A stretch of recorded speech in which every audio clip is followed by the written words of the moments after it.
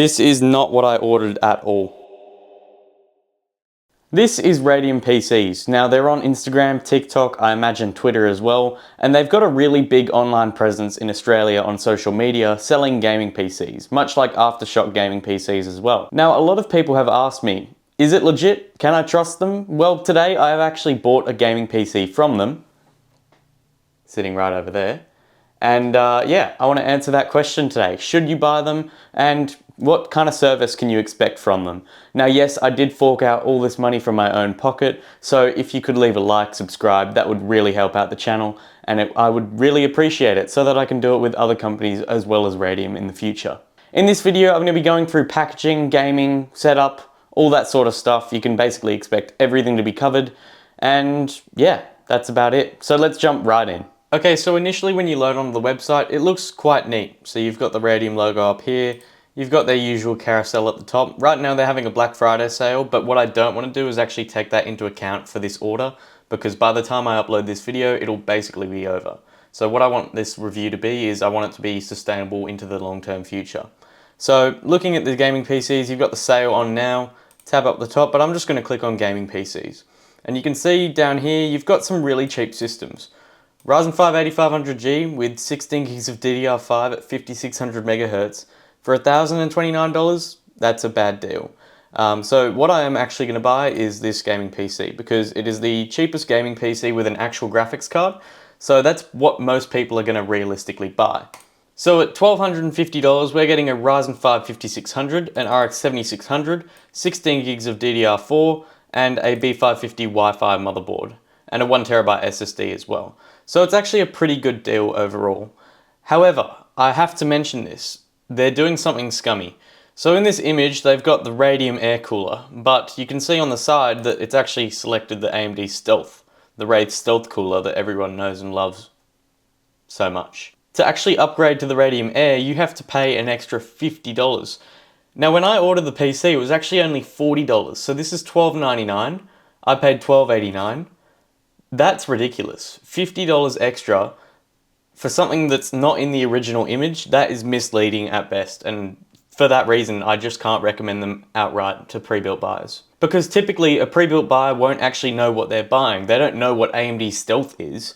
Instead, they're just going to look at the image and go, oh yeah, that looks pretty good, so let me buy that. Additionally, the RAM in the PC that they show isn't RGB in real life. They're not including RGB RAM in your PC. Nor are they including these three fans at the top. Instead, you'd have to upgrade $20 to get those, which is just outright deceiving at best. So from the get-go, I can't recommend them because they're misleading you in what they're showing. This is a scummy business practice and Radium should really put an end to it. Show what you're getting on the base tier, and then if people want to upgrade, they can do that. In terms of the value proposition, I've put it into PC Part Picker and you can build basically the same PC for $1,055, and that's with the upgraded air cooler that I ordered. So considering all this, you're paying an extra $240 for free shipping and the labor cost to build the PC, which is quite expensive really. Especially considering before RAM prices went up, the PC was the same price. But I've just ordered the PC, so let's wait and see how long it takes to arrive. In terms of how long it took to arrive, it took 12 days, and that's not business days, that's just 12 days, from the 1st of November to the 13th of November. It's acceptable, but it's not the best, in my opinion. Now, starting off with the packaging, I'm not super impressed already, just because they're using the standard box that holds the case. The problem with this is the box that holds the case typically isn't rated to actually hold the weight of the components inside the PC once it's built. So it's not ideal, you would want to see a double boxing, but it's alright and it's passable. Considering it's a budget PC, it's not too bad, but you know, as prices go up, I'd expect them to have a double box. Additionally, you can see that there's actually a pretty good attention to detail where they've actually taped it all the way around on the corners, so the corners will not rip or tear. So that's pretty good.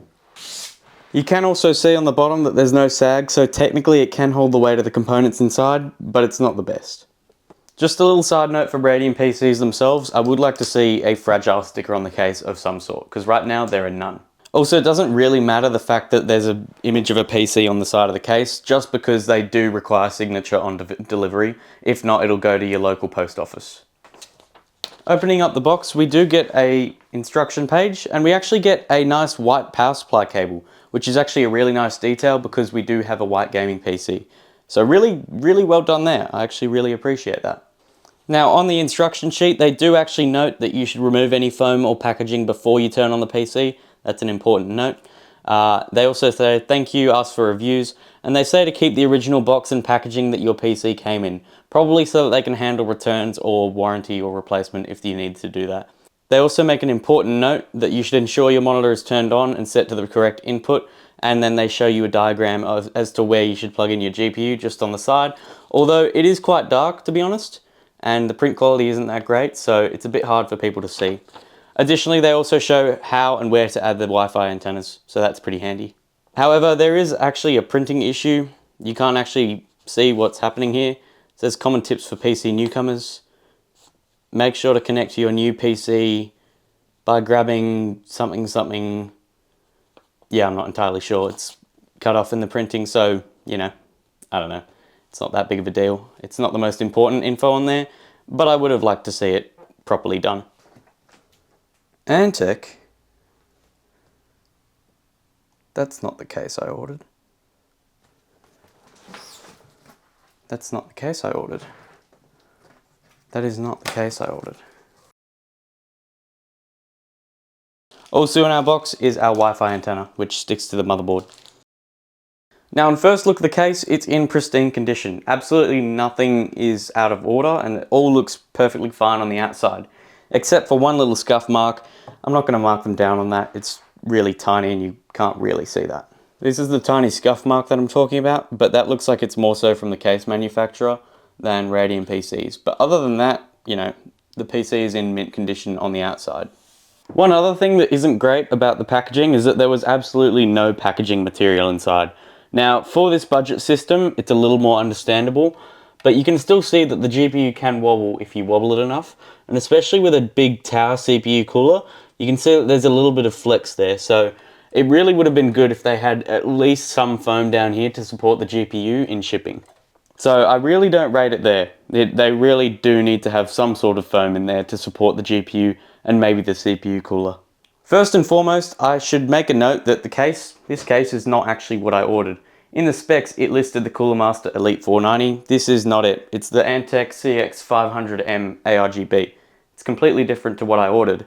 I will say, this is the case that was in the image, but the specs in the description don't match. Nor does the RAM match what was actually in the description of the specs. This is 16GB of DDR4, which is meant to be Ripjaws, but instead it's actually Corsair. Same speed, same timing, but it's different. Although I'm a bit more lenient towards the RAM because, I don't know, it just works, but the case, it looks completely different to the Cooler Master one. If I wanted a Cooler Master one, I ordered it. If I didn't, why would I order it?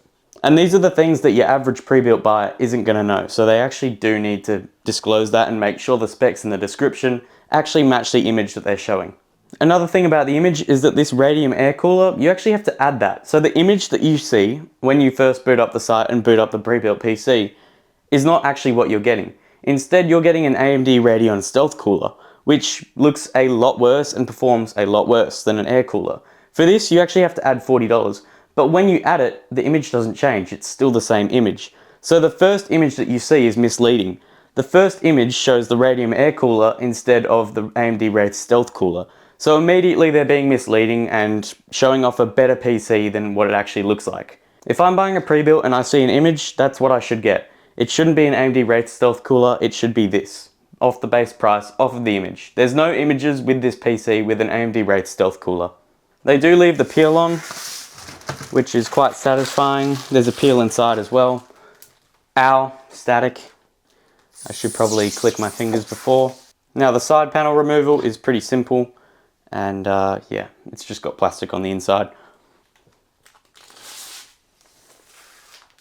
Now in terms of the case choice, it's a bit interesting because with this side panel, there's actually no thumb screw that can be attached. So one possible issue is that this side panel pops out. Obviously it's held in by the little nubbins up here, but there's no screw that actually secures it in place. That's more of a choice from Radium. That's kind of the design of the case, so it's not their fault specifically, but it is an interesting choice that they have to make and consider when they're using the case. Additionally, just looking at this screw, I went to tighten it and loosen it. It's fairly loose, it wouldn't come undone, and the bottom one is alright as well. I am impressed that there's absolutely no damage on the outside of the case, especially considering it was only in a single box. So if it works, but you know, it's going to be on their owners to fix it if there's an issue. And credit where credit is due, the cable management is quite good overall. They've got all the cables organized in nice straight lines, although admittedly this is a big bunch of cables, so it might be hard to put the side panel on, especially for an ordinary user who might take it off. But I will say there's a lot of room down here, and it would be really easy for someone to add a hard drive into the hard drive bay. Now, we don't actually get any of the case accessories, but with this case, I believe you just screw in the hard drive from the sides, so it should be all right. Although with hard drives, you do want rubber screws, so it doesn't have any vibrations carry over. But, you know, it's actually not too bad, especially considering most people use SSDs, and then installing one of those is as easy as popping that out and just screwing it in. However, it should be noted that actually you can't really use this caddy, because to pop it out, which you need to do to install the SSD, you've actually got to undo the cable management work. So I'm not a big fan of that. What they should have done is they should have tied this cable down on these tie down points over here. But overall, I'm quite impressed with the cable management. I haven't turned on the PC yet, but yeah, it's pretty good overall. Now looking at the power supply, you can again see that we didn't actually get the one that we were promised in the specs. However, this one is actually a better unit. It's an 80 plus gold. So in that sense, it's actually an upgrade, and it's also from EVGA, who I generally trust way more than FSP. Additionally, it's actually a fully modular power supply. So that's actually a really nice touch. I'd say if they were using an FSP unit, they probably wouldn't have had a fully modular power supply. So honestly, this is a really good power supply, and I'm really happy with the choice they made. So that's a big tick for Radium there. Now let's see just how easy it is to put the side panel back on. Now, side panels can be a bit tricky depending on the make and who actually manufactures them. But honestly, I think it's going to be pretty easy overall. You can see it is bulging a little bit, but that's kind of expected with any sort of budget case, especially ones that don't have that great of cable management. You kind of expect that. But that was a really easy side panel installation. I know that other cheap cases from places like Cooler Master don't really have room, but yeah, no, that was actually really easy to pop that case side panel back on. And yeah, I'm really impressed with the cable management overall. Really good. On the back, you've also just got your GPU, I/O, power supply. It would be nice if they had some sort of sticker here that said don't use this HDMI port, but they do have the sheet of paper there, so, you know, I'd consider that good enough. Now, what good is a gaming PC if it doesn't actually work? So, I've got the PC plugged in, keyboard and mouse all set up, so let's see if it works on first boot. Fans are spinning, lights come on. Let's see. Yep, we get an output. That's good. It's looking a little green at the moment, but I reckon that's probably just my capture card. And Windows is loading in. Okay, that is a good sign. And here's the Windows 11 splash screen, and this is what the setup process looks like, so it seems pretty normal. Now, I'm not actually impressed by this, by the fact that they just leave you to set up the computer from the start. Obviously, I don't know if they've actually been into Windows yet, but what I can say is that they're forcing you into a Microsoft account by not actually having a local account already set up for you. So that's a deduction of marks for me. Just because I don't like Microsoft accounts, and nor does anyone else, and having to sign into one is extremely limiting, and especially with Windows 11 where it doesn't show you that you can sign into a local account, it is annoying, and it doesn't help the customer who might want to sign into a local account only. So that I do not rate at all. So instead, what I'm going to have to do is actually Google how to get around it, because I can't exactly remember. But yeah, I'll have to Google that. So just off of Google, you type in OOBE/bypass NRO. And then that should restart it, and then I should only have to use a local account. Now I can click I don't have internet, but that option wasn't there before, so I'm not a big fan of that from Radium.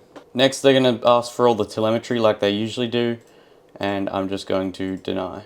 If we look at our specs, we've got our Ryzen 5 5600, 16 gigs of DDR4, and they have actually set XMP on, so it's at 3200 megatransfers a second, so that's actually well done. I'm glad that they did that.